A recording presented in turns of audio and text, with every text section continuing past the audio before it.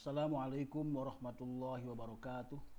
Selamat pagi atau selamat siang untuk kelas 12 IPA atau IPS. Alhamdulillah kita masih beri umur panjang, sehat walafiat sehingga kita bisa bertemu dalam pelajaran bahasa Indonesia. Pada kesempatan ini saya akan menyampaikan materi tentang teks sejarah berupa struktur dan kaidah yang akan kita bahas. Tapi sebelumnya mari kita berdoa kepada Allah Subhanahu wa taala. Bagi kalian yang beragama Islam, baca bismillah, dan yang di luar agama Islam lisan masing-masing. Bismillahirrahmanirrahim. Mudah-mudahan hari ini kalian semuanya sehat dan hadir di pelajaran saya. Dan mudah-mudahan pula kita mendapat ilmu pada hari ini yang bermanfaat buat kita semua, insyaallah, amin. Agar KBM kita tidak melenceng, maka tujuan pembelajaran kita pada hari ini adalah satu, mengidentifikasi struktur teks cerita sejarah. Yang kedua, mengidentifikasi isi teks cerita sejarah. Yang ketiga, mengidentifikasi nilai-nilai cerita atau novel sejarah. Yang keempat, mengidentifikasi kebahasaan teks cerita sejarah. Yang kelima, mendata struktur, orientasi, rangkaian kejadian yang saling berkaitan, komplikasi dan resolusi, nilai, dan hal-hal yang menarik dalam cerita sejarah atau novel. Yang keenam, menyusun kembali nilai-nilai dari cerita sejarah atau novel ke dalam teks eksplanasi. Dan yang terakhir, yang ketujuh, mempresentasikan, menanggapi, merevisi teks eksplanasi yang disusun.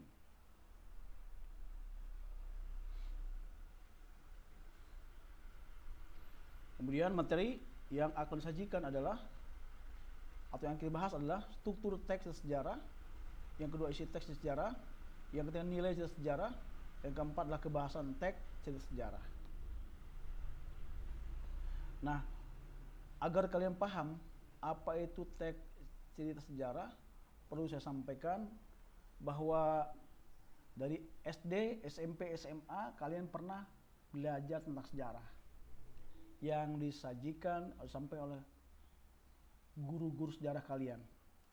Nah, dan kalian bisa memahami dan mengerti, itulah namanya cerita sejarah, berupa rangkaian cerita yang isinya bisa kita perhatikan, bisa kita baca, sehingga kita paham isi teks cerita sejarah itu sendiri. Misalkan tentang bagaimana sejarah pahlawan, bagaimana tentang sejarah sebuah negara, bagaimana tentang sejarah kemerdekaan sebuah negara, bahkan bagaimana sejarah diri kita sendiri, sejarah orang tua kita dan sebagainya. Itu kan masa lalu. Jadi sejarah itu sifatnya masa lalu.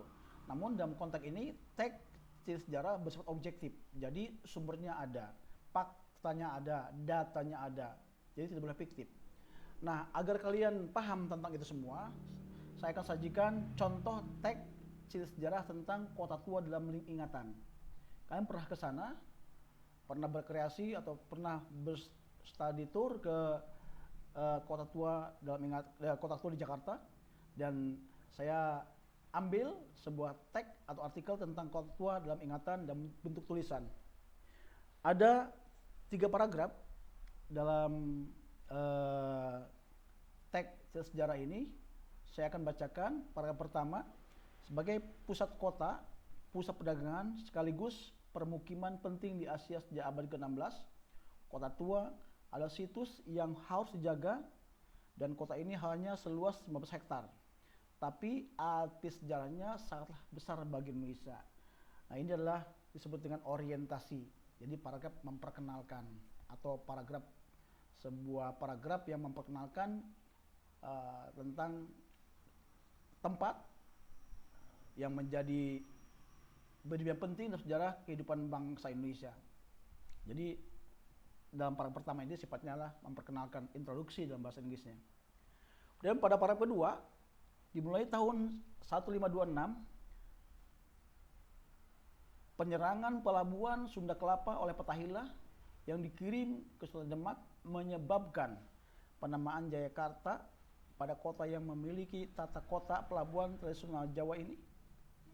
Tahun 1619 POC di bawah komando Jan Peter Zoon Kun menghancurkan Jayakarta dan mengubah namanya menjadi Batavia. Nama itu diambil sebagai penghormatan pada leluhur bangsa Belanda, Batavieren, oleh Belanda. Kota ini dilengkapi benteng atau kastil Batavia, dinding kota dan kanal. Kota ini dirancang dengan gaya Belanda Eropa yang diatur dalam beberapa blok yang dipisahkan oleh kanal. Pembangunan Batavia selesai pada tahun 1650 yang kemudian dijadikan kantor pusat POC di Hindia Belanda Timur. Dan kota ini menjadi pusat administratif Hindia Timur bagi Belanda. Pada paragraf kedua kalian perhatikan rangkaian peristiwa. Paragraf pertama tadi adalah memperkenalkan.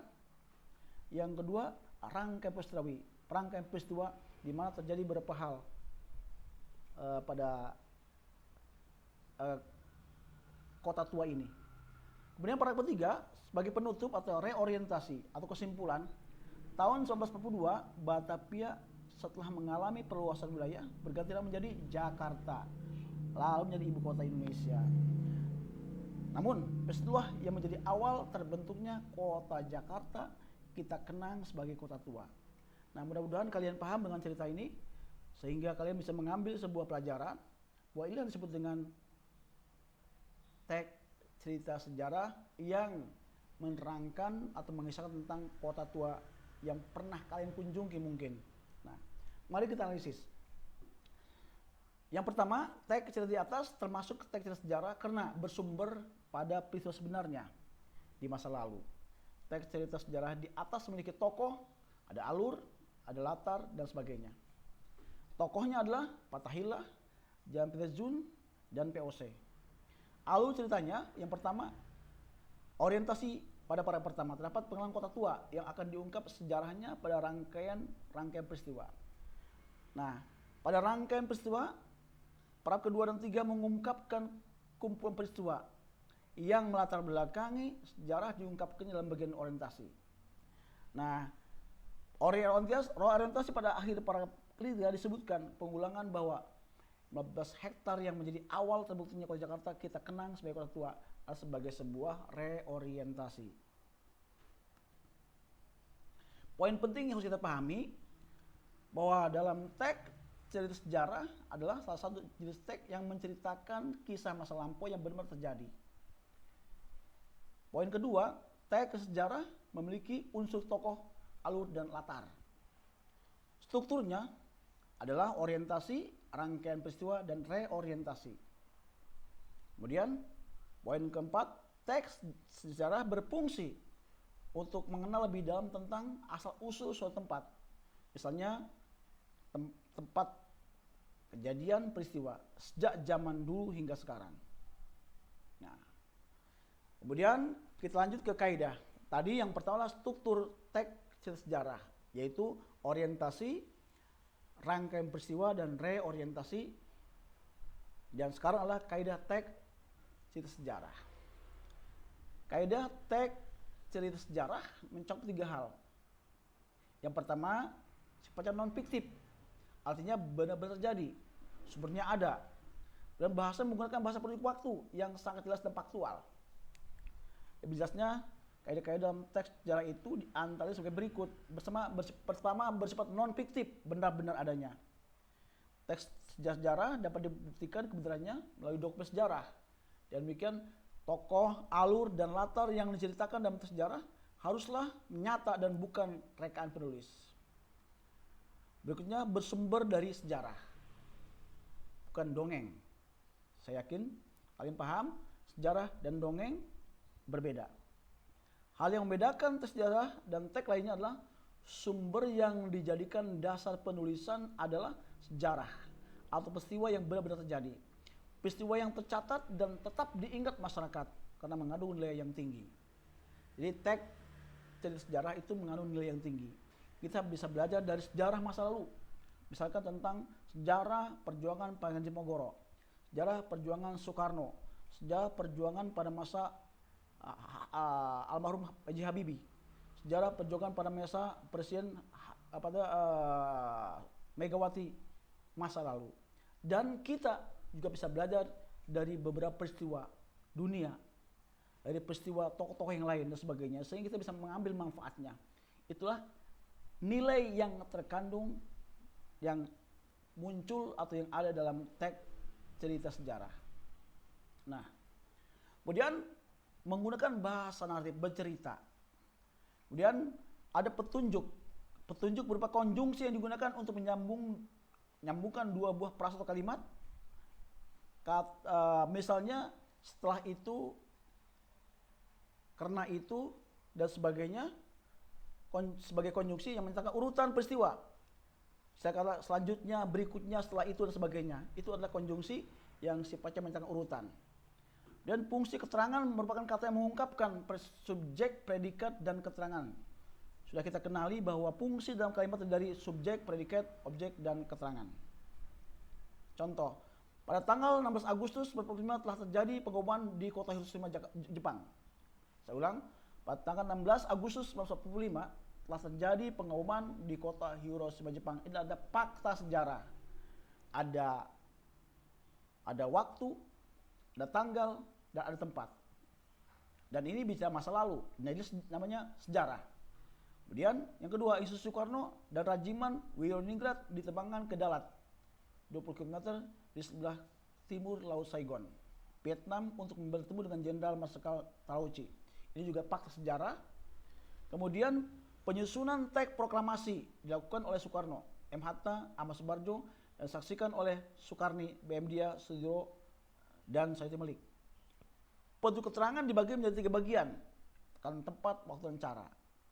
Kata yang digarisbawahi yang menunjukkan keterangan, misalnya kata tanggal 17 Agustus, dan kata timur laut kota Saigon, dan kemudian ada muncul kata-kata penunjuk yang bisa kalian pada kalimat pernyataan pertama baru kedua. Mari kita buktikan lagi. Contoh berikutnya, masyarakat zaman pra-aksara, terutama periode zaman Neolitikum, sudah mengenal sistem kepercayaan. Mereka meyakini bahwa roh seseorang yang telah meninggal akan ada kehidupan di alam lain. Oleh karena itu, roh orang yang sudah meninggal akan senantiasa dihormati oleh salah kerabatnya. Upacara kematian merupakan manifestasi dari rasa bakti dan hormat seseorang terhadap leluhurnya yang telah meninggal. Sistem percayaan masyarakat pra-aksara yang demikian itu telah melahirkan tradisi zaman Megalitikum atau zaman batu besar. Sistem percayaan dan tradisi batu besar ini telah mendorong berkembangnya kepercayaan animisme memuja roh nenek moyang. Inilah fakta sejarah. Kalian pernah membaca atau mendengar di buku sejarah tentang zaman batu, zaman Megalitikum, dan sebagainya. Berikutnya, perlu saya sampaikan, teks di atas masuk ke dalam teks sejarah karena memenuhi kaidah teks sejarah. Kaidah teks sejarah yang digunakan dalam teks di atas adalah cerita di masa lampau. Jadi, bicara tentang Megalitikum, peradaban masa lalu adalah bicara tentang masa lampau. Menggunakan konjungsi atau kata sambung yang menggambarkan urutan peristiwa dan adanya keterangan waktu dan tempat. Poin penting dari